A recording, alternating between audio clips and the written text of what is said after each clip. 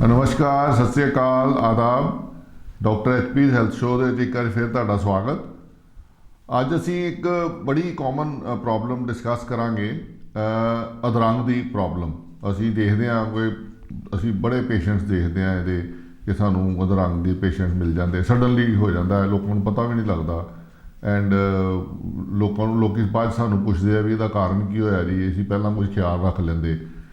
ਸੋ ਉਹਦੇ ਬਾਰੇ ਹੋਰ ਡਿਟੇਲ ਜਾਣਨ ਦੇ ਲਈ ਅਸੀਂ ਇੱਕ ਬਹੁਤ ਹੀ ਲਰਨਡ ਨਿਊਰੋਲੋਜਿਸਟ ਡਾਕਟਰ ਮਾਨਿਕ ਮਹਾਜਨ, ਜਿਨ੍ਹਾਂ ਨੇ ਆਪਣੀ ਬੇਸਿਕ ਟ੍ਰੇਨਿੰਗ ਇੱਥੋਂ MD ਕਰਕੇ ਉਸ ਤੋਂ ਬਾਅਦ DM ਕੀਤੀ ਇਹਨਾਂ ਨੇ ਨਿਊਰੋਲੋਜੀ ਦੇ ਵਿੱਚ, ਅਤੇ ਅੱਜ ਕੱਲ੍ਹ ਇਹ ਸਾਡੇ ਫੋਰਟਿਸ ਐਸਕੋਟ ਹਸਪੀਟਲ ਦੇ ਵਿੱਚ ਐਜ਼ ਏ ਸੀਨੀਅਰ ਕੰਸਲਟੈਂਟ ਕੰਮ ਕਰ ਰਹੇ ਹੈ।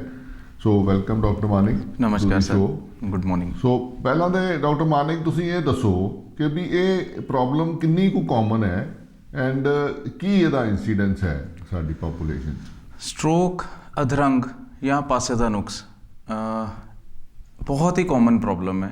ਸਾਡੇ ਦੇਸ਼ ਦੇ ਵਿੱਚ ਅੰਦਾਜ਼ਾ ਲਾਇਆ ਜਾਂਦਾ ਹੈ ਅਪਰੋਕਸੀਮੇਟਲੀ 15 ਲੱਖ ਲੋਕੀ 1 ਸਾਲ ਦੇ ਵਿੱਚ ਅਧਰੰਗ ਨਾਲ ਪ੍ਰਭਾਵਿਤ ਹੁੰਦੇ ਨੇ। ਇਹ ਰਫ ਐਸਟੀਮੇਟ ਹੈ ਕਿਉਂਕਿ ਪੱਕਾ ਡਾਟਾ ਅਸੀਂ ਬਣਾਉਂਦੇ ਹੀ ਨਹੀਂ, ਕੇਸਿਸ ਇਹਦੇ ਤੋਂ ਕਿਤੇ ਜ਼ਿਆਦਾ ਹੋਣਗੇ। ਸਾਰੇ ਇਹ ਮੰਨਿਆ ਜਾਂਦਾ ਹੈ ਇਹਨੇ ਲਾਈਫ ਸਪੈਨ 1 ਚੋਂ 4 ਬੰਦੇ ਨੂੰ ਸਟ੍ਰੋਕ ਹੋਣਾ ਹੀ ਹੋਣਾ ਹੈ। ਸੋ ਚਾਰਾਂ ਵਿੱਚੋਂ ਇੱਕ ਬੰਦੇ ਨੂੰ ਸਟ੍ਰੋਕ ਹੋਣਾ ਹੀ ਹੋਣਾ ਹੈ। ਸੋ ਇੰਨੀ ਕਾਮਨ ਪ੍ਰੋਬਲਮ ਹੈ। ਵਰਲਡ ਵਾਈਡ ਇਹ second leading cause of death ਅਤੇ number 1 cause of morbidity world wide ਹੈਗਾ। ਸੋ ਇਹ ਕਿੰਨਾ ਮੈਗਨੀਟਿਊਡ ਹੈ ਇਸ ਪ੍ਰੋਬਲਮ ਦਾ, ਐਂਡ ਦੈਟ ਇਜ਼ ਵਾਈ ਅਸੀਂ ਇਹ ਪ੍ਰੋਬਲਮ ਅੱਜ ਡਿਸਕਸ ਕਰ ਰਹੇ ਹਾਂ।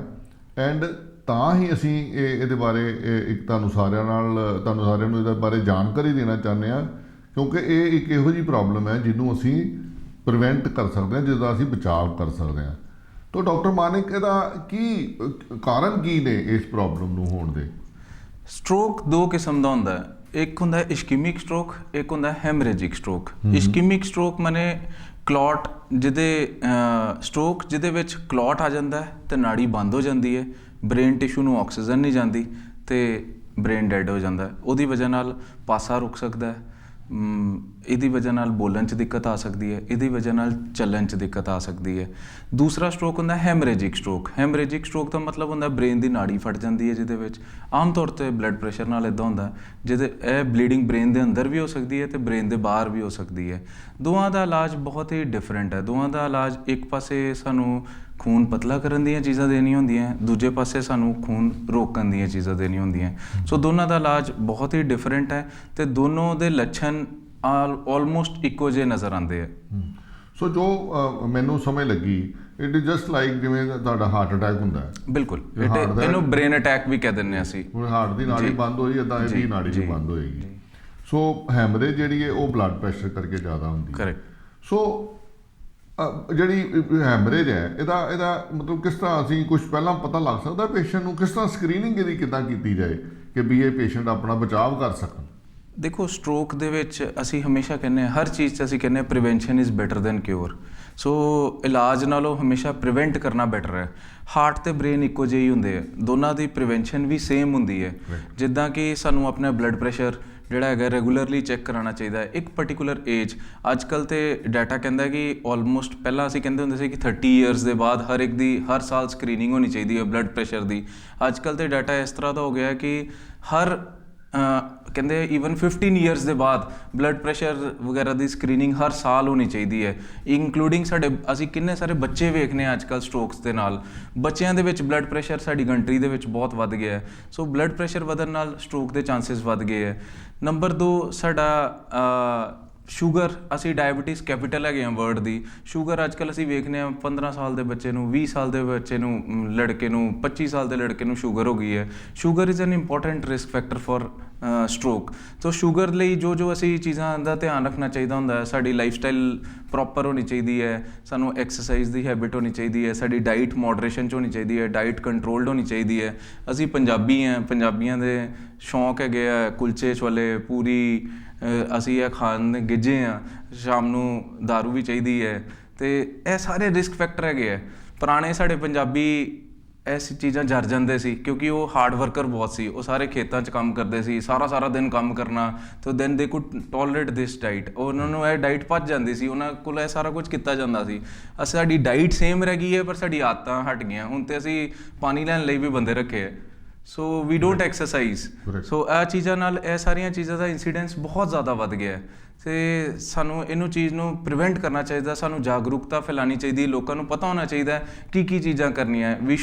ਸਾਨੂੰ ਹੈਲਦੀ ਲਾਈਫ ਸਟਾਈਲ ਅਪਣਾਉਣਾ ਪਏਗਾ ਤਾਂ ਜੋ ਇਹ ਚੀਜ਼ਾਂ ਹੋਣ ਨਾ, ਅਤੇ ਜੇ ਇਹ ਚੀਜ਼ਾਂ ਹੋ ਜਾਣ ਫਿਰ ਸਾਨੂੰ ਇਹਨੂੰ ਜਲਦੀ ਪਛਾਣਨਾ ਚਾਹੀਦਾ, ਜਿਹਦੇ ਕਿ ਲੱਛਣ ਮੈਂ ਤੁਹਾਨੂੰ ਦੱਸਾਂਗਾ, ਅਤੇ ਉਹਦੇ ਬਾਅਦ 'ਚ ਇਹਦਾ ਟਾਈਮਲੀ ਟਰੀਟਮੈਂਟ ਕਰਨਾ ਚਾਹੀਦਾ। ਸੋ ਬਹੁਤ ਹੀ ਇੰਪੋਰਟੈਂਟ ਇਨਫੋਰਮੇਸ਼ਨ ਡਾਕਟਰ ਮਾਨਿੰਗ ਨੇ ਦਿੱਤੀ ਹੈ। ਜਿਵੇਂ ਮੈਂ ਅੱਗੇ ਵੀ ਬੜੀ ਵਾਰੀ ਡਿਸਕਸ ਕਰ ਚੁੱਕਾ ਕਿ ਸ਼ੂਗਰ ਅਤੇ ਬਲੱਡ ਪ੍ਰੈਸ਼ਰ ਇਹ ਦੋ ਇਹੋ ਜਿਹੀਆਂ ਬਿਮਾਰੀਆਂ ਨੇ ਜਿਨ੍ਹਾਂ ਬਾਰੇ ਸਾਨੂੰ ਬਹੁਤ ਹੀ ਖਿਆਲ ਰੱਖਣਾ ਪਏਗਾ। ਐਂਡ ਤੀਸਰੀ ਜਿਹੜੀ ਸਭ ਤੋਂ ਇੰਪੋਰਟੈਂਟ ਆਦਤ ਹੈ ਸਾਡੀ, ਉਹ ਹੈ ਸਿਗਰਟ ਸਮੋਕਿੰਗ। ਸਾਡੇ ਪੰਜਾਬ ਦੇ ਵਿੱਚ ਉਹਦੀ ਇੰਸੀਡੈਂਸ ਕਾਫੀ ਘਟਿਆ ਹੋਇਆ ਹੈ, ਪਰ ਫਿਰ ਵੀ ਜਿਹੜੇ ਬੰਦੇ ਸਿਗਰਟ ਪੀਂਦੇ ਆ ਉਹਨਾਂ ਨੂੰ ਬਿਲਕੁਲ ਸਿਗਰਟ ਨਹੀਂ ਪੀਣੀ ਚਾਹੀਦੀ। ਐਂਡ ਸ਼ੂਗਰ ਅਤੇ ਬਲੱਡ ਪ੍ਰੈਸ਼ਰ ਦੇ ਬਾਰੇ ਬਹੁਤ ਹੀ ਸਟ੍ਰਿਕਟ ਕੰਟਰੋਲ ਕਰਨਾ, ਇਹਨੂੰ ਆਪਣੇ ਦਿਮਾਗ 'ਚ ਫਿੱਟ ਕਰਕੇ ਰੱਖੋ। ਐਂਡ ਤੁਹਾਨੂੰ ਪਤਾ ਹੈ ਕੀ ਕਰਨਾ ਇਹਦੇ ਲਈ, ਪਰ ਫਿਰ ਵੀ ਅਸੀਂ ਨਹੀਂ ਕਰਦੇ। ਬੜੇ ਸਾਰੇ ਪੇਸ਼ੈਂਟ ਹੈ ਜਿਨ੍ਹਾਂ ਨੂੰ ਪਤਾ ਹੈ ਬਲੱਡ ਪ੍ਰੈਸ਼ਰ ਹੈ, ਦਵਾਈ ਵੀ ਖਾ ਰਹੇ ਆ, ਫਿਰ ਵੀ ਬਲੱਡ ਪ੍ਰੈਸ਼ਰ ਕੰਟਰੋਲ ਨਹੀਂ, ਅਤੇ ਫਾਇਦਾ ਕੀ। ਸੋ ਸ਼ੂਗਰ ਦਾ ਵੀ ਇਸ ਤਰ੍ਹਾਂ ਹੀ ਹੈ। ਸੋ ਆਪਣਾ ਆਪ ਨੂੰ ਬਦਲੋ, ਆਪਣਾ ਲਾਈਫ ਸਟਾਈਲ, ਰਹਿਣ ਦਾ ਢੰਗ, ਚੰਗੀ ਜ਼ਿੰਦਗੀ ਬਿਤਾਉਣੀ ਹੈ, ਨਾ ਕਿ ਅਸੀਂ ਇਹ ਅਧਰੰਗ ਵਰਗੀ ਬਿਮਾਰੀ ਲੈ ਕੇ ਅਤੇ ਮੁੜ ਕੇ ਆਪਣੀ ਪਾਸਾ ਚੱਲਦਾ ਨਹੀਂ ਪਿਆ, ਤੁਸੀਂ ਕਿਸੇ 'ਤੇ ਡਿਪੈਂਡੈਂਟ ਹੋ ਗਏ। ਵਾਏ ਇਹੋ ਜਿਹੀ ਸਿਚੁਏਸ਼ਨ 'ਚ ਕਿਉਂ ਜਾਣਾ ਆਪਾਂ। ਇੱਕ ਹੋਰ ਚੀਜ਼ ਮੈਂ ਐਡ ਕਰਨਾ ਚਾਹਾਂਗਾ, ਜਿੱਦਾਂ ਸਾਡੇ ਪੰਜਾਬ 'ਚ ਡਰੱਗਸ ਦਾ ਬਹੁਤ ਜ਼ਿਆਦਾ ਯੂਜ਼ ਹੈਗਾ, ਡਰੱਗ ਅਬਿਊਜ਼ ਨਾਲ ਵੀ ਸਟ੍ਰੋਕ ਦਾ ਚਾਂਸ ਬਹੁਤ ਜ਼ਿਆਦਾ ਵੱਧ ਜਾਂਦਾ ਹੈ। ਯੰਗ ਸਟ੍ਰੋਕਸ, ਜਵਾਨ ਮੁੰਡੇ ਆਉਂਦੇ ਸਾਡੇ ਕੋਲ ਸਟ੍ਰੋਕ ਦੇ ਨਾਲ, ਮੇਜਰ ਵੈਸਲ, ਵੱਡੀ ਨਾੜੀਆਂ ਬਲੌਕ ਹੋਈਆਂ ਇਹਨਾਂ ਦੀਆਂ, ਇਹ ਸਭ IV ਡਰੱਗ ਅਬਿਊਜ਼ ਬਹੁਤ ਕੁਝ ਕਰ ਸਕਦਾ ਹੈ ਇਹ ਚੀਜ਼ਾਂ। ਸੋ ਇਹਨਾਂ ਚੀਜ਼ਾਂ ਤੋਂ ਸਾਨੂੰ ਦੂਰ ਰਹਿਣਾ ਚਾਹੀਦਾ ਹੈ। ਐਲਕੋਹਲ ਤਾਂ ਸਾਡੇ ਇੱਥੇ ਮੰਨੀ ਜਾਂਦੀ ਹੈ ਜਿੱਦਾਂ ਨੋਰਮਲ ਚੀਜ਼ ਹੈਗੀ ਹੈ, ਬਟ ਇਹ ਨੋਰਮਲ ਨਹੀਂ ਹੈਗੀ, and it is an important risk factor for stroke. ਬੜੀ so it should be done in moderation. ਸਾਨੂੰ ਲੋਕੀ ਕਹਿੰਦੇ ਜੀ ਹਾਰਟ ਦੇ ਡਾਕਟਰ ਤੇ ਕਹਿੰਦੇ ਆ ਜੀ ਤੁਸੀਂ ਸ਼ਾਮ ਨੂੰ ਤੁਸੀਂ ਇੱਕ ਵਾਈਨ ਜਾਂ ਇੱਕ ਪੈਗ ਲੈ ਲਓ, ਕੋਈ ਫਰਕ ਨਹੀਂ ਪੈਂਦਾ। ਪਰ ਨੋ, ਇਹੋ ਜਿਹੀ ਕੋਈ ਗੱਲ ਨਹੀਂ ਹੈ। ਅਸੀਂ ਕਦੀ ਸ਼ਰਾਬ ਨੂੰ ਐਡਵੋਕੇਟ ਨਹੀਂ ਕੀਤਾ, ਕਦੀ ਵੀ ਨਹੀਂ। ਐਂਡ ਕੋਈ ਇਹੋ ਜਿਹੀ ਸਟੱਡੀ ਨਹੀਂ ਹੈਗੀ ਜਿਹੜੀ ਇਹ ਦੱਸੇ ਕਿ ਸ਼ਰਾਬ ਕਰਕੇ ਤੁਹਾਡਾ ਸਟ੍ਰੋਕ ਦਾ ਜਾਂ ਬਲੱਡ ਪ੍ਰੈਸ਼ਰ ਦਾ ਜਾਂ ਤੁਹਾਡੇ ਹਾਰਟ ਦਾ ਇੰਸੀਡੈਂਸ ਘਟਦਾ। ਕੋਈ ਵੀ ਇਹੋ ਜਿਹਾ ਐਵੀਡੈਂਸ ਸਾਡੇ ਕੋਲ ਨਹੀਂ ਹੈਗਾ।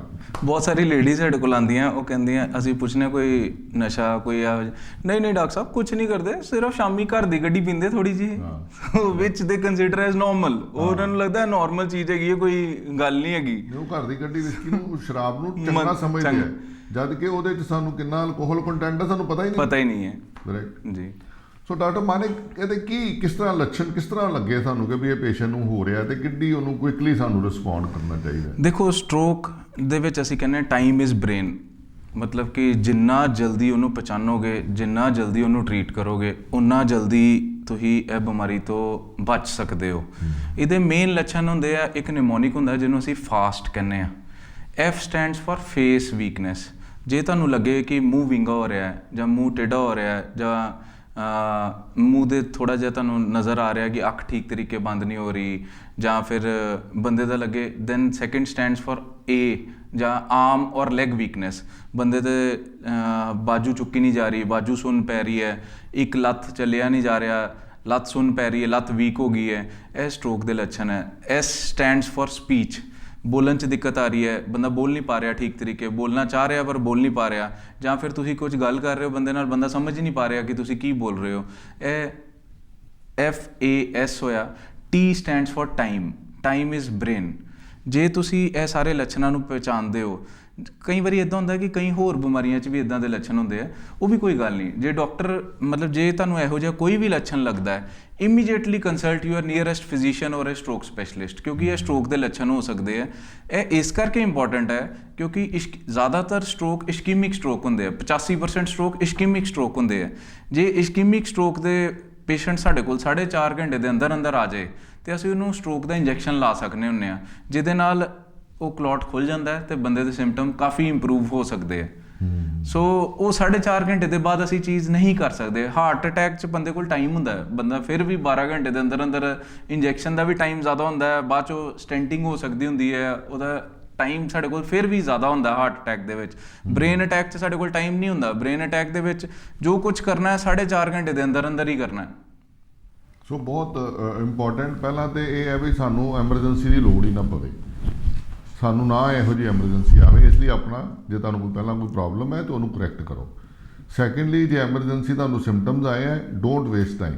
ਅਸੀਂ ਆਮ ਤੌਰ 'ਤੇ ਸਾਡੀ ਆਦਤ ਹੈ ਕਿ ਅਸੀਂ ਪਹਿਲਾਂ ਕੈਮਿਸਟ ਸ਼ਾਪ ਕੋਲ ਜਾਂਦੇ ਹਾਂ, ਫਿਰ ਅਸੀਂ ਫੋਨ ਕਰਦੇ ਹਾਂ ਕਿਸੇ ਆਪਣੇ ਯਾਰ ਦੋਸਤ ਨੂੰ, ਕੋਈ ਵਾਕਫ ਡਾਕਟਰ ਹੈ ਉਹਨੂੰ ਫੋਨ ਕਰਦੇ ਹਾਂ। ਫੋਨ 'ਤੇ ਕੁਝ ਨਹੀਂ ਹੁੰਦਾ, ਫੋਨ ਦੇ ਉੱਤੇ ਨਾਮ ਡਾਕਟਰ ਨੇ ਕਿਸੇ ਇੰਟਰਸਟ ਲੈ ਕੇ ਤੁਹਾਨੂੰ ਦੱਸਣਾ ਨਾ, rush to the nearest centre, ਉੱਥੇ ਜਾ ਕੇ ਇਮੀਡੀਏਟਲੀ ਆਪਣਾ ਕਰਾਓ examination and then according to the doctor's advice ਉਹਦੇ 'ਤੇ ਚੱਲੋ। ਤੇ ਡਾਕਟਰ ਮਾਨੇ ਕਿ ਕਿੱਦਾਂ ਪਤਾ ਲੱਗਦਾ ਹੈ, ਮਤਲਬ ਤੁਸੀਂ ਕੋਈ ਟੈਸਟ ਕਰਾਉਂਦੇ ਹੋ ਤੁਹਾਨੂੰ ਪਤਾ ਲੱਗੇ ਵੀ ਇਹ ਬ੍ਰੇਨ 'ਚ ਕਲੌਟ ਗਿਆ ਹੈ ਜਾਂ ਹੈਮਰੇਜ ਹੋਈ ਹੈ? ਤੁਸੀਂ ਜਦੋਂ ਸਾਡੇ ਕੋਲ ਸਟ੍ਰੋਕ ਦਾ ਪੇਸ਼ੈਂਟ ਆਉਂਦਾ ਹੈ, ਸਭ ਤੋਂ ਪਹਿਲਾਂ ਉਹਦੀ ਸਾਨੂੰ ਬੜੀ ਵਾਰੀ ਲੋਕੀ ਕਹਿੰਦੇ ਆ ਡਾਕਟਰ ਸਾਹਿਬ ਕੋਈ ਫਸਟ ਏਡ ਤੇ ਦੇ ਦਿਓ ਇਹਨੂੰ, ਪਰ ਫਸਟ ਏਡ ਸਟ੍ਰੋਕ ਦੇ ਵਿੱਚ ਦੇਣਾ ਬੜਾ ਮੁਸ਼ਕਿਲ ਕੰਮ ਹੈ। ਬੜਾ ਮੁਸ਼ਕਿਲ ਕੰਮ ਇਸ ਲਈ ਹੈ ਕਿਉਂਕਿ ਅਸੀਂ ਕਹਿ ਰਹੇ ਹਾਂ ਸਟ੍ਰੋਕ ਇਸ਼ਕੀਮਿਕ ਜਾਂ ਹੈਮਰੇਜਿਕ ਹੁੰਦੇ ਆ, ਦੋਵਾਂ ਦਾ ਟ੍ਰੀਟਮੈਂਟ ਪੁੱਠਾ ਹੈ। ਇੱਕ ਪਾਸੇ ਅਸੀਂ ਖੂਨ ਪਤਲਾ ਕਰਨਾ, ਦੂਜੇ ਪਾਸੇ ਅਸੀਂ ਖੂਨ ਗਾੜਾ ਕਰਨਾ। ਤੇ ਜੇ ਤੁਸੀਂ ਹੈਮਰੇਜ ਵਾਲੇ ਨੂੰ ਖੂਨ ਪਤਲੇ ਦੀ ਦਵਾਈ ਦੇਤੀ ਤਾਂ ਵੀ ਪ੍ਰੋਬਲਮ ਹੈ, ਤੇ ਜੇ ਕਿਸੇ ਨੂੰ ਕਲੌਟ ਵਾਲੇ ਨੂੰ ਖੂਨ ਗਾੜਾ ਕਰਨ ਦੀ ਦੇਤੀ ਤਾਂ ਵੀ ਪ੍ਰੋਬਲਮ ਹੈ। ਸੋ ਇਸ ਲਈ ਫਸਟ ਏਡ ਸਟ੍ਰੋਕ ਦੇ ਵਿੱਚ ਜ਼ਿਆਦਾ ਨਹੀਂ ਹੁੰਦੀ ਹੈ। ਇਮੀਡੀਏਟਲੀ ਪੇਸ਼ੈਂਟ ਦਾ ਸੀਟੀ ਸਕੈਨ ਹੋਣਾ ਚਾਹੀਦਾ ਹੈ। ਜਿੱਦਾਂ ਹੀ ਪੇਸ਼ੈਂਟ ਸਟ੍ਰੋਕ ਦੇ ਲੱਛਣਾਂ ਨਾਲ ਤੁਹਾਡੇ ਕੋਲ ਆਇਆ, ਤੁਹਾਨੂੰ ਸਸਪੈਕਟਡ ਹੈਗਾ ਸਟ੍ਰੋਕ ਹੈ, ਇਮੀਡੀਏਟਲੀ ਪੇਸ਼ੈਂਟ ਦਾ ਸੀਟੀ ਸਕੈਨ ਹੋਣਾ ਚਾਹੀਦਾ ਹੈ। MRI ਵੀ ਕੀਤਾ ਜਾ ਸਕਦਾ ਹੈ, ਬਟ ਸੀਟੀ ਜਲਦੀ ਹੋ ਜਾਂਦਾ ਹੈ, ਟਾਈਮ ਵੇਸਟ ਨਹੀਂ ਹੁੰਦਾ। ਤੇ ਅਸੀਂ ਜਿਹੜਾ ਲਾਈਸਿਸ ਦਾ ਥ੍ਰੋਮਬੋਲਾਈਸ ਕਰਨਾ ਹੈ, ਜਿਹੜਾ ਮੈਂ ਕਿਹਾ ਟੀਕਾ ਲਾਉਂਦੇ ਅਸੀਂ ਸਟ੍ਰੋਕ ਦੇ ਵਿੱਚ, ਉਹ ਡਿਸੀਜ਼ਨ ਅਸੀਂ ਸੀਟੀ ਤੇ ਲੈ ਸਕਨੇ ਹਾਂ। ਹੈਮਰੇਜ ਬਹੁਤ ਈਜ਼ੀਲੀ ਨਜ਼ਰ ਆ ਜਾਂਦਾ ਹੈ ਸੀਟੀ ਦੇ ਵਿੱਚ। ਕਲੌਟ ਸਟਾਰਟਿੰਗ ਟਾਈਮ 'ਚ ਘੱਟ ਨਜ਼ਰ ਆ ਸਕਦਾ ਹੈ, ਬਟ ਤੁਹਾਨੂੰ ਪਤਾ ਹੁੰਦਾ ਹੈ ਕਲੌਟ ਹੈ ਤੇ ਪੇਸ਼ੈਂਟ ਨੂੰ ਇੰਜੈਕਟ ਕਰ ਸਕਦੇ ਹੋ ਤੁਸੀਂ। ਤੁਹਾਡਾ ਮਤਲਬ ਤਾਂ ਸਿਰਫ ਇਹ ਵੇਖਣਾ ਵੀ ਹੈਮਰੇਜ ਹੈ ਕਿ ਨਹੀਂ ਹੈ ਸੀਟੀ ਦੇ ਵਿੱਚ, ਸਿਰਫ ਹੈਮਰੇਜ ਨਹੀਂ ਹੈ ਤੇ ਇਸ਼ਕੀਮਿਕ ਸਟ੍ਰੋਕ ਹੈ ਤੇ ਉਹਨੂੰ ਟ੍ਰੀਟ ਕਰੋ। ਤੇ ਕਿਹੜਾ ਇੰਜੈਕਸ਼ਨ ਤੁਸੀਂ? IVTP ਹੁੰਦਾ, IVTP ਐਕਟੀਲਾਈਜ਼ ਨਾਲ ਆਉਂਦਾ। ਹੋਰ ਵੀ ਟੈਨੈਕਟੀਪਲੇਸ ਵੀ ਅੱਜ ਕੱਲ੍ਹ ਇੰਡੀਆ ਦੇ ਵਿੱਚ ਅਵੇਲੇਬਲ ਹੋ ਗਿਆ। ਕਿੰਨੀ ਕੁ ਐਫੀਕੇਸੀ ਹੈ ਇਸ ਇੰਜੈਕਸ਼ਨ ਦੀ? ਦੇਖੋ ਜੀ, ਟਾਈਮ ਸਿਰ ਦਿੱਤਾ ਜਾਏ ਤੇ ਜੇ ਟਾਈਮ ਸਿਰ ਦਿੱਤਾ ਜਾਏ ਤੇ ਬਹੁਤ ਐਫੀਕੇਸ਼ੀਅਸ ਹੈ। ਐਫੀਕੇਸੀ ਇਹਦੀ ਹਰ 1 ਮਿੰਟ ਦੇ ਵਿੱਚ 1.9 ਮਿਲੀਅਨ ਨਿਊਰੋਨਸ ਮਰ ਜਾਂਦੇ ਆ, ਮਤਲਬ 19 ਲੱਖ ਨਿਊਰੋਨ 1 ਮਿੰਟ ਦੇ ਅੰਦਰ ਮਰ ਜਾਂਦੇ ਆ। ਜੇ ਅਸੀਂ ਸਟ੍ਰੋਕ ਦਾ ਟ੍ਰੀਟਮੈਂਟ ਸਪੋਜ਼ਡਲੀ ਅੱਧਾ ਘੰਟਾ ਵੀ ਡਿਲੇ ਕਰਤਾ ਤੇ ਅਸੀਂ ਬੰਦੇ ਦੀ ਏਜਿੰਗ ਨੂੰ 3 ਤੋਂ 4 ਸਾਲ ਪਹੁੰਚਾ ਦਿੰਦੇ ਆ। ਸੋ ਇਹ ਇੰਨਾ ਇੰਪੈਕਟ ਹੈ ਇਹਦਾ।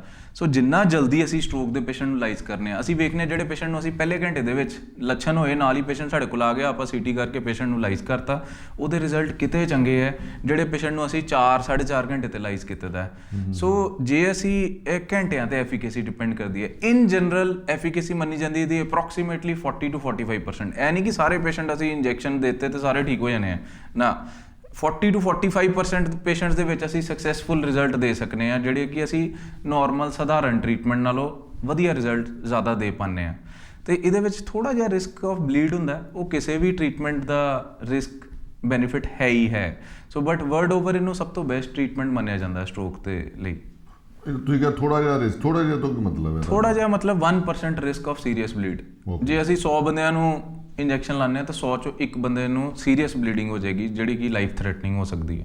ਕਿਉਂਕਿ ਖੂਨ ਪਤਲਾ ਕਰਨ ਵਾਲਾ ਇੰਜੈਕਸ਼ਨ ਹੈ। ਖੂਨ ਪਤਲਾ ਹੋ ਸਕਦਾ, ਬ੍ਰੇਨ 'ਚ ਨਹੀਂ, ਕਿਤੇ ਵੀ ਬੋਡੀ ਦੇ ਵਿੱਚ ਖੂਨ ਜ਼ਿਆਦਾ ਪਤਲਾ ਹੋ ਸਕਦਾ ਹੈ। ਪਰ ਆਈ ਥਿੰਕ 1% ਤੇ ਚਲੋ ਰਿਸਕ ਲੈਣ ਦਾ it is a worth taking. ਅਸੀਂ ਨਾਲੇ ਦੂਸਰੀ ਹੋਰ ਪੁਆਇੰਟ ਇਹਦੇ ਵਿੱਚ ਸਟ੍ਰੋਕ ਲਾਈਸਿਸ ਦੇ ਵਿੱਚ ਆਉਂਦਾ ਕਿ ਲੋਕੀ ਕਹਿੰਦੇ ਇੰਜੈਕਸ਼ਨ ਮਹਿੰਗਾ ਬੜਾ ਹੈ ਡਾਕਟਰ ਸਾਹਿਬ, ਕਿ ਅਪਰੋਕਸੀਮੇਟਲੀ weight ਦੇ ਹਿਸਾਬ ਨਾਲ ਇੰਜੈਕਸ਼ਨ ਦੀ ਕੋਸਟ ਹੁੰਦੀ ਹੈ। ਜੇ ਮਤਲਬ 70 ਕਿਲੋ ਦਾ ਬੰਦਾ ਤੇ 70,000 ਦਾ ਇੰਜੈਕਸ਼ਨ ਹੈ, ਜੇ 50 ਕਿਲੋ ਦਾ ਬੰਦਾ ਤਾਂ 50,000 ਦਾ ਇੰਜੈਕਸ਼ਨ ਹੈ। ਸੋ ਬਟ ਮੈਂ ਕਹਾਂਗਾ ਕਿ ਸਸਤਾ ਹੈ ਇੰਜੈਕਸ਼ਨ, ਮਹਿੰਗਾ ਨਹੀਂ ਹੈਗਾ। ਸਪੋਜ਼ਡਲੀ ਇੱਕ ਪਾਸੇ ਦੇ ਅਧਰੰਗ ਦਾ ਮਰੀਜ਼ ਹੈਗਾ, ਉਹਨੂੰ ਅਸੀਂ ਲਾਈਜ਼ ਨਹੀਂ ਕੀਤਾ ਤੇ ਨਾਰਮਲ ਛੱਡਿਆ, ਉਹਦਾ 43% ਚਾਂਸ ਘੱਟ ਹੈ ਨਾਰਮਲ ਨਾਲੋਂ ਇੰਪਰੂਵ ਹੋਣ ਦਾ। ਉਹ ਬੰਦਾ ਪਾਸੇ ਨਾਲ ਘਰ ਪੈ ਗਿਆ, ਉਹਦੇ ਬਾਅਦ ਸਾਰੀ ਜ਼ਿੰਦਗੀ ਉਹਨੂੰ ਇੱਕ ਸਪੋਰਟ ਚਾਹੀਦੀ ਹੈ ਹਮੇਸ਼ਾ ਲੈ ਕੇ ਜਾਣ ਲਈ, ਬਾਥਰੂਮ ਲੈ ਕੇ ਜਾਣ ਤੱਕ ਦੀ ਨੌਬਤ ਆ ਜਾਂਦੀ ਹੈ। ਉਹਦੇ ਬਾਅਦ 'ਚ ਉਹ ਬੰਦਾ ਜ਼ਿੰਦਗੀ 'ਚ ਕਦੀ ਕੰਮ ਨਹੀਂ ਕਰ ਪਾਏਗਾ, ਜਾਂ ਮਤਲਬ ਕਾਫੀ ਚਾਂਸ ਹੈ ਕਿ ਉਹ ਕੰਮ ਨਹੀਂ ਕਰ ਪਾਏਗਾ, ਇੰਡੀਪੈਂਡੈਂਟ ਨਹੀਂ ਹੋ ਪਾਏਗਾ। ਔਨ ਦਾ ਅਦਰ ਹੈਂਡ ਇੱਕ ਪਾਸੇ ਤੁਸੀਂ ਜੇ ਉਸ ਟਾਈਮ 'ਤੇ ਖਰਚਾ ਕਰਤਾ ਹੈ ਤੇ ਬਾਅਦ 'ਚੋਂ ਤੁਸੀਂ you are independent for your life, ਤੁਸੀਂ ਆਪਣਾ ਕੰਮ ਸਾਰੇ ਆਪ ਕਰ ਸਕਦੇ ਹੋ, ਆਪਣੀ ਫੈਮਿਲੀ ਰਨ ਕਰ ਸਕਦੇ ਹੋ। ਸਪੋਜ਼ਡਲੀ ਇੱਕ ਯੰਗ ਅਰਨਿੰਗ ਮੈਂਬਰ ਨੂੰ ਸਟ੍ਰੋਕ ਹੋ ਜਾਂਦਾ, ਸਾਰੀ ਫੈਮਿਲੀ ਉਹਦੇ 'ਤੇ ਡਿਪੈਂਡੈਂਟ ਹੈ ਤੇ ਉਸ ਦਿਨ ਤੋਂ ਕੰਮ ਵੀ ਗਿਆ, ਸਭ ਕੁਝ ਗਿਆ। ਸੋ ਇਸ ਲਈ ਮੈਂ ਕਹਾਂਗਾ ਕਿ ਇੰਜੈਕਸ਼ਨ ਕੋਸਟਲੀ ਤੇ ਨਹੀਂ ਹੈਗਾ ਇਸ ਪੁਆਇੰਟ ਆਫ ਵਿਊ ਨਾਲ ਵੇਖਿਆ ਜਾਏ ਤੇ। ਡਾਕਟਰ ਮਾਨੀ, ਤੁਸੀਂ ਕਿਹਾ ਵੀ ਇਹਦਾ success rate is around 40%। Yes. ਕੋਈ ਹੋਰ ਇਹੋ ਜਿਹੀ ਮੋਡੈਲਿਟੀ ਵੀ ਹੈ ਜਿਹਦਾ ਸਕਸੈਸ ਰੇਟ ਇਸ ਤੋਂ ਜ਼ਿਆਦਾ ਹੋਵੇ? ਅੱਜ ਕੱਲ੍ਹ ਸਰ ਨਵੀਆਂ ਮੋਡੈਲਿਟੀਜ਼ ਵੀ ਆ ਰਹੀਆਂ, ਜਿੱਦਾਂ ਕਿ ਨਵੀਆਂ ਮੋਡੈਲਿਟੀਜ਼ ਕੀ ਕਰਦੇ ਆ, ਜਿੱਦਾਂ ਹਾਰਟ 'ਚ ਐਂਜੀਓਪਲਾਸਟੀ ਕਰੀ ਦੀ ਹੈ ਅਸੀਂ, ਉਹ ਕਿ ਹਾਰਟ ਦੇ ਅੰਦਰ ਜਾ ਕੇ ਕਲੌਟ ਜਿਹੜਾ ਹੈਗਾ ਉੱਥੇ ਸਟੈਂਟ ਵਗੈਰਾ ਪਾ ਦਿੱਤਾ, ਇੱਦਾਂ ਹੀ ਬ੍ਰੇਨ ਦੇ ਅੰਦਰ ਜਾ ਕੇ ਉਹ ਕਲੌਟ ਨੂੰ ਕੱਢਿਆ ਜਾ ਸਕਦਾ ਹੈ, ਠੀਕ ਹੈ। ਬਟ ਇਹ ਨਹੀਂ ਹੈ ਕਿ ਉਹਦਾ ਸਕਸੈਸ ਰੇਟ ਇਹਦੇ ਨਾਲੋਂ ਜ਼ਿਆਦਾ ਹੈਗਾ, ਠੀਕ ਹੈ। ਉਹ ਸਰਟਨ ਇੰਡੀਕੇਸ਼ਨਸ ਹੈਗੀਆਂ ਜਿਹਦੇ 'ਚ ਉਹ ਕਰੀਦਾ ਹੈ, ਜਿਹਦੇ ਵਿੱਚ ਅਸੀਂ ਇਹ ਇੰਜੈਕਸ਼ਨ ਨਹੀਂ ਲਾ ਸਕਦੇ, ਉਹਦੇ ਵਿੱਚ ਉਹ ਚੀਜ਼ਾਂ ਕਰੀਦੀਆਂ, ਠੀਕ ਹੈ। ਇਹ ਨਹੀਂ ਕਿ ਇਹ ਫਸਟ ਚੋਇਸ ਹੈਗੀ ਹੈ, ਫਸਟ ਚੋਇਸ ਕਦੀ ਵੀ ਇੰਟਰਵੈਂਸ਼ਨ ਨਹੀਂ ਹੈਗੀ, ਐਕਸੈਪਟ ਸਮ ਕੰਡੀਸ਼ਨ, ਕਈ ਇਹੋ ਜਿਹੀ ਕੰਡੀਸ਼ਨ ਹੈਗੀਆਂ ਜਿਹਦੇ ਵਿੱਚ ਇੰਟਰਵੈਂਸ਼ਨ ਹੀ ਲਾਜ਼ਮੀ ਹੈ, ਇਹ ਨਹੀਂ ਕਰ ਸਕਦੇ ਤੁਸੀਂ। ਐਂਡ ਸੈਕੰਡਲੀ ਉਹਦੀ ਫੈਸਿਲਿਟੀ ਅਵੇਲੇਬਲ ਵੀ ਤੇ ਉਸੇ ਵੇਲੇ ਹੋਣੀ ਚਾਹੀਦੀ ਹੈ, ਅਵੇਲੇਬਲ ਵੀ ਉਸੇ ਵੇਲੇ ਹੋਣੀ ਚਾਹੀਦੀ ਹੈ, ਤੇ ਜ਼ਿਆਦਾਤਰ ਛੋਟੇ ਸ਼ਹਿਰਾਂ ਦੇ ਵਿੱਚ ਨਹੀਂ ਹੈਗੀ ਹੈ। ਨੀਅਰੈਸਟ ਫੈਸਿਲਿਟੀ ਸਾਨੂੰ ਜੇ ਚੰਗੀ ਲੱਭੀ ਹੈ ਤੇ ਚੰਡੀਗੜ੍ਹ ਜਾਂ ਦਿੱਲੀ ਜਾਣਾ ਪਏਗਾ, and it cost in lot of lakhs. Injection ਵਗੈਰਾ ਕਿਤੇ ਵੀ ਲਾ ਸਕਦੇ ਹਾਂ, ਇੰਜੈਕਸ਼ਨ ਬਿਲਕੁਲ ਛੋਟੇ ਸ਼ਹਿਰਾਂ 'ਚ ਲਾ ਸਕਦੇ ਹਾਂ। ਨਾਲੇ ਇਹ ਜਿਹੜੀ ਨਵੀਂ ਮੋਡੈਲਿਟੀਜ਼ ਮੈਂ ਦੱਸੀਆਂ, ਇਹ ਘੱਟੋ ਘੱਟ 5-7 ਲੱਖ ਰੁਪਏ ਲੱਗਦਾ ਹੈ ਇਹ ਚੀਜ਼ ਕਰਾਉਣ ਦਾ। Okay so it is a very costly, ਉਹ ਬਹੁਤ ਕਾਸਟਲੀ ਹੈ। ਬਹੁਤ ਸਾਰੇ ਬੰਦੇ ਜਿਹੜੇ ਸਾਡੇ ਕਿ ਉਸ ਮੋਡੈਲਿਟੀ ਨੂੰ ਅਫੋਰਡ ਨਹੀਂ ਕਰ ਸਕਦੇ, ਪਰ I think it should be left to the doctor to decide. So first of all ਤੁਸੀਂ ਡਾਕਟਰ ਕੋਲ ਜਾਓ, ਐਂਡ ਡਾਕਟਰ ਕੋਲ ਜਾ ਕੇ ਆਪਣਾ ਰਾਏ ਲਓ, ਐਂਡ ਉਹਦਾ ਜੋ ਵੀ ਉਹਨੂੰ ਐਡਵਾਈਸ ਕੀਤੀ ਜਾਂਦੀ ਹੈ। ਅਸੀਂ ਬੜੀ ਵਾਰੀ ਦੇਖਦੇ ਹਾਂ ਪੇਸ਼ੈਂਟਸ ਕਈ ਵਾਰੀ ਬੜਾ ਟਾਈਮ ਲੈ ਲੈਂਦੇ ਆ ਫੈਸਲਾ ਕਰਨ ਲੱਗਿਆਂ। ਸਾਡੇ ਕੋਲ ਬਹੁਤ ਸਾਰੇ ਪੇਸ਼ੈਂਟ ਆਉਂਦੇ ਆ ਜਿਹੜੇ ਕਿ ਸਟ੍ਰੋਕ ਹੋਇਆ ਹੁੰਦਾ ਹੈ, ਪਰ ਸਾਡੇ ਕੋਲ ਟਾਈਮ ਸਿਰ ਪਹੁੰਚਦੇ ਹੀ ਨਹੀਂ। ਉਹ ਇਸ ਕਰਕੇ ਕਿ ਜਿੱਦਾਂ ਤੁਸੀਂ ਪਹਿਲਾਂ ਦੱਸਿਆ ਕਿ ਕੋਈ ਲੋਕਲ ਕੈਮਿਸਟ ਨੂੰ ਦਿਖਾ ਰਿਹਾ ਹੈ, ਉਹਦੇ ਬਾਅਦ 'ਚ ਲੋਕਲ ਚਲਾ ਗਿਆ, ਉੱਥੇ ਬਾਅਦ ਉਹਨਾਂ ਨੇ ਡਿਸਾਈਡ ਕਰਦੇ 2 ਘੰਟੇ ਲਾਤੇ ਕਿ ਕੀ ਕਰਨਾ, ਅੱਗੇ ਜਾਣਾ ਹੈ ਨਹੀਂ ਜਾਣਾ, ਫਿਰ ਅੱਗੇ ਜਾ ਕੇ ਸਕੈਨ ਕਰਾਉਣਾ। ਬਾਏ ਦਾ ਟਾਈਮ ਉਹ ਸਾਡੇ ਕੋਲ ਆਉਂਦੇ, ਆਪਾਂ ਕਹਿੰਦੇ ਘੜੀ ਦੇਖ ਕੇ ਆਇਆ 4.5 ਘੰਟੇ ਤੇ ਆਇਆ, ਕਿ ਅਸੀਂ ਕੁਝ ਨਹੀਂ ਕਰ ਸਕਦੇ ਹੁਣ, ਮਤਲਬ ਵਾਟ ਟੂ ਡੂ। ਸੋ ਇਸ ਲਈ ਟਾਈਮ ਬਹੁਤ ਇੰਪੋਰਟੈਂਟ ਹੈਗਾ। ਇਹਦੇ ਵਿੱਚ ਟਾਈਮ ਦਾ ਖਿਆਲ ਸਾਨੂੰ, ਸ਼ੱਕ ਵੀ ਹੋਏ ਜੇ ਐਵੇਂ ਵੀ ਸ਼ੱਕ ਹੈ ਤਾਂ ਵੀ ਸਾਨੂੰ ਸ਼ੱਕ ਜ਼ਰੂਰ ਕਲੀਅਰਲੀ ਕਢਾਉਣਾ ਚਾਹੀਦਾ। ਮੈਂ ਤਾਂ ਕਹਿੰਦਾ ਜੇ ਬਿਲਕੁਲ 100% ਠੀਕ ਨਾ ਹੋਵੇ ਬੰਦਾ, 50-60% ਵੀ ਉਹਦੀ ਰਿਕਵਰੀ ਹੋ ਜਾਏ ਤੇ ਇੰਨੇ ਜੋਗਾ ਹੋ ਜਾਏ ਕਿ ਵੀ ਉਹ ਕਿਸੇ ਤੇ ਡਿਪੈਂਡੈਂਟ ਨਹੀਂ ਹੈ, ਬਿਲਕੁਲ, even then it is worth. Yes, it is definitely worth. Morbidity ਤੇ ਬਹੁਤ ਘਟਦੀ ਹੈ। ਇਹ ਤੇ ਮੈਂ ਜਿਹੜਾ ਡਾਟਾ ਦੱਸਿਆ ਤੁਹਾਨੂੰ ਦੱਸਿਆ ਸੀ ਕਿ ਐਫੀਕੇਸੀ ਵਾਈਜ਼, ਜੇ ਅਸੀਂ ਮੋਰਬਿਡਿਟੀ ਦੀ ਗੱਲ ਕਰੀਏ ਕਿ ਬੰਦਾ ਚੱਲਣ ਫਿਰਨ 'ਚ ਕਿੱਦਾਂ ਹੈ, ਉਹ ਕਿੱਦਾਂ ਹੈ, ਉਹ ਸਟ੍ਰੋਕ ਇੰਜੈਕਸ਼ਨ ਦੇ ਬਾਅਦ ਕਾਫੀ ਅੱਛੀ ਹੈ। Good morning. ਨਾਰਮਲੀ ਅਸੀਂ ਨਾ ਸਾਡੇ ਕੋਲ ਜਿਹੜੇ ਪੇਸ਼ੈਂਟਸ ਹੈ ਉਹ ਆਉਂਦੇ ਹੀ ਜਿਵੇਂ ਸਟ੍ਰੋਕ ਨਾਲ ਹੀ ਆਇਆ, ਜਿਵੇਂ ਸਾਡੇ ਕੋਲ ਹਾਰਟ ਅਟੈਕ ਨਾਲ ਹੀ ਆਇਆ, ਉਹਨੂੰ ਪਤਾ ਹੀ ਨਹੀਂ ਕਿ ਮੈਨੂੰ ਕੀ ਕਾਰਨ ਹੈਗਾ ਹੈ, ਕਿਸੇ ਨੂੰ ਕੁਝ ਪਤਾ ਵੀ ਨਹੀਂ ਲੱਗਦਾ। ਕਰੈਕਟ। ਸੋ ਸਟ੍ਰੋਕ ਨਾਲ ਆ ਗਿਆ, ਤੁਸੀਂ ਉਹਦਾ ਇਲਾਜ ਕਰ ਦਿੱਤਾ। ਨਾਓ ਵਾਟ ਨੈਕਸਟ? ਤੁਸੀਂ ਉਹਨੂੰ ਅੱਗੋਂ ਗਾਈਡੈਂਸ ਦੇਣੀ ਹੈ ਵੀ ਇਹ ਐਪੀਸੋਡ ਦੁਬਾਰਾ ਨਾ ਹੋਵੇ, ਕੁਝ ਮੈਡੀਸਿਨਸ ਦਿੰਦੇ ਹੋ ਜਾਂ ਕੁਝ ਇਨਵੈਸਟੀਗੇਸ਼ਨ ਕਰਾਉਂਦੇ ਹੋ? ਜੀ ਸਰ, ਇਹਨੂੰ ਹਰ ਸਟ੍ਰੋਕ ਨੂੰ ਇਨਵੈਸਟੀਗੇਟ ਹੋਣਾ ਜ਼ਰੂਰੀ ਹੈ ਕਿ ਇਹ ਸਟ੍ਰੋਕ ਹੋਇਆ ਕਿਉਂ ਹੈ, ਮਤਲਬ ਬੇਸਿਕ ਮੂਲ ਕਾਰਨ ਕੀ ਹੈ ਇਹਦਾ। ਕਿ ਪਹਿਲਾਂ ਤਾਂ ਲਾਈਫ ਸਟਾਈਲ ਬਹੁਤ ਦੱਸਿਆ ਹੀ ਹੈ, ਉਹ ਤਾਂ ਸਾਰਿਆਂ ਨਾਲ ਹੀ ਹੈਗਾ। ਉਹਦੇ ਇਲਾਵਾ ਕੀ ਕਾਰਨ ਹੈ? ਕਈ ਹਾਰਟ ਦੇ ਕਾਰਨ ਹੁੰਦੇ ਜਿਹਦੇ ਕਰਕੇ ਸਟ੍ਰੋਕ ਹੋ ਸਕਦਾ ਹੈ, ਜਿੱਦਾਂ ਕਿ ਏਟਰੀਅਲ ਫਿਬਰਿਲੇਸ਼ਨ ਅਸੀਂ ਕਹਿੰਦੇ ਹਾਂ, ਬੜੀ ਕਾਮਨ ਪ੍ਰੋਬਲਮ ਹੈਗੀ ਹੈ ਬਟ ਅਨਨੋਟਿਸਡ। ਇੱਕ ਸਟੱਡੀ ਹੈ ਜਿਹਦੇ ਵਿੱਚ ਕਹਿੰਦੇ ਆ ਕਿ ਜੇ ਤੁਸੀਂ ਸਟ੍ਰੋਕ ਦੇ ਸਾਰੇ ਪੇਸ਼ੈਂਟਸ ਨੂੰ ਤੁਸੀਂ 7 ਡੇਜ਼ ਲਈ ਹੋਲਡਰ ਲਾ ਦਿਓ ਤੇ ਅਪਰੋਕਸੀਮੇਟਲੀ 30% ਮਰੀਜ਼ਾਂ 'ਚ ਤੁਹਾਨੂੰ ਏਟਰੀਅਲ ਫਿਬਰਿਲੇਸ਼ਨ ਮਿਲ ਜਾਏਗੀ। ਸੋ ਏਟਰੀਅਲ ਫਿਬਰਿਲੇਸ਼ਨ ਹੁੰਦੀ ਹੈ ਕਿ ਇਰਰੈਗੂਲਰ ਹਾਰਟ ਰੇਟ ਹੁੰਦਾ, ਉਹਦੇ ਕਰਕੇ ਕਲੌਟ ਨਿਕਲਦਾ ਹੈ ਤੇ ਬ੍ਰੇਨ 'ਚ ਚਲਾ ਜਾਂਦਾ। ਸੋ ਜਿਹੜੀ ਕਿ ਬੜੀ ਵਾਰੀ ਅਨਨੋਟਿਸਡ ਹੁੰਦੀ ਹੈ।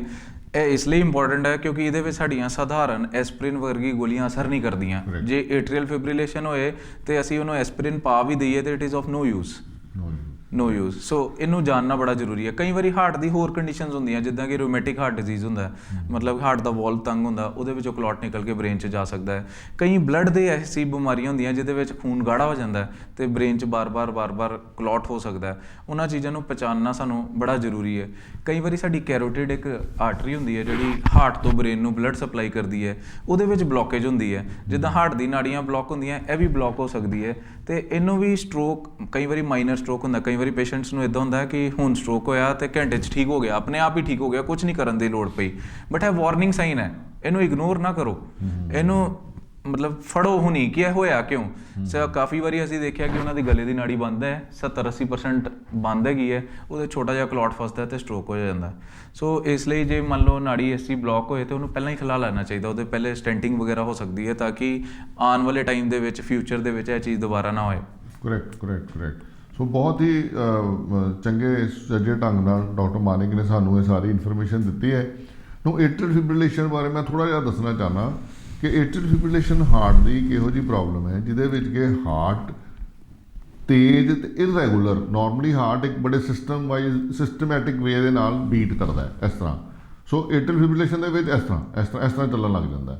ਸੋ ਹੁੰਦਾ ਕੀ ਹੈ ਕਿ ਇਹਦੇ ਵਿੱਚ ਹਾਰਟ ਦੇ ਅੰਦਰ ਕਲੌਟ ਬਣਨ ਦੀ ਸ਼ਮਤਾ ਹੋ ਜਾਂਦੀ ਹੈ, ਕਲੌਟ ਬਣ ਜਾਂਦਾ ਇਹਦੇ ਅੰਦਰ।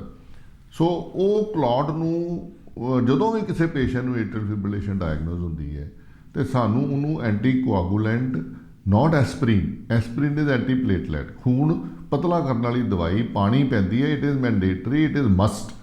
ਸੋ ਅਸੀਂ ਬੜੀਆਂ ਪ੍ਰਸਕ੍ਰਿਪਸ਼ਨ ਦੇਖਦੇ ਹਾਂ, ਕਈ ਵਾਰੀ ਡਾਕਟਰ ਵੀ ਐਂਟੀ ਕੋਆਗੂਲੈਂਟਸ ਨਹੀਂ ਪਾਉਂਦੇ। ਸੋ ਇਹ ਐਂਟੀ ਕੋਆਗੂਲੈਂਟਸ ਖਾਣੇ ਬਹੁਤ ਜ਼ਰੂਰੀ ਹੈ ਇਹੋ ਜਿਹੀ ਸਿਚੁਏਸ਼ਨ ਦੇ ਵਿੱਚ, ਤਾਂ ਜੋ ਤੁਸੀਂ ਇਹ ਸਟ੍ਰੋਕ ਵਰਗੀ ਚੀਜ਼ ਨੂੰ ਪ੍ਰੀਵੈਂਟ ਕਰ ਸਕਦੇ ਆ। So doctor Manik, thank you very ਮੱਚ, ਤੁਸੀਂ ਸਟੂਡੀਓ 'ਚ ਆਏ। ਆਈ ਥਿੰਕ ਲੋਕੀ ਇਸ ਸਾਰੇ ਐਪੀਸੋਡ ਨੂੰ ਦੇਖ ਕੇ ਇਹ ਚੰਗਾ ਇਹਨਾਂ ਨੂੰ ਇਨਫੋਰਮੇਸ਼ਨ ਮਿਲੇਗੀ ਐਂਡ ਆਪਣੀ ਸਿਹਤ ਦਾ ਖਿਆਲ ਰੱਖਣਗੇ ਐਂਡ ਇਹੋ ਜਿਹੀ ਭਿਆਨਕ ਬਿਮਾਰੀ ਤੋਂ ਜਿਹਦੇ ਨਾਲ ਕਿ ਉਹਨਾਂ ਦੀ ਲਾਈਫ ਹੀ ਇੱਕਦਮ ਕ੍ਰਿਪਲ ਹੋ ਜਾਂਦੀ ਹੈ, ਉਹਨੂੰ ਆਪਣਾ ਬਚਾਅ ਕਰਨ ਦੇ ਵਿੱਚ ਇਹ ਤੁਹਾਡੀ ਜਿਹੜੀ ਅੱਜ ਦੀ ਟਾਕ ਹੈ ਇਹਨਾਂ ਨੂੰ ਹੈਲਪ ਕਰੇਗੀ। ਸੋ ਥੈਂਕ ਯੂ ਵੈਰੀ ਮੱਚ। ਇੱਕ ਨਵੇਂ ਐਪੀਸੋਡ ਦੇ ਵਿੱਚ ਅਗਲੀ ਵਾਰੀ ਫਿਰ ਮਿਲਾਂਗੇ ਤੁਹਾਨੂੰ। Thank you very much and keep watching thank you doctor HP's health show. Thank you.